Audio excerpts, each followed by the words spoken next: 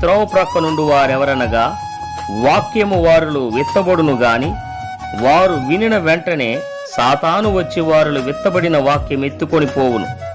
అటువలే రాతి నేలను విత్తబడిన వారెవరనగా వాక్యము విని సంతోషముగా అంగీకరించువారు.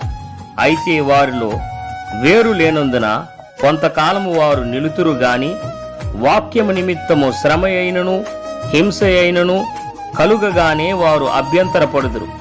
ఇతరులు ముండ్ల పొదల్లో విత్తబడిన వారు.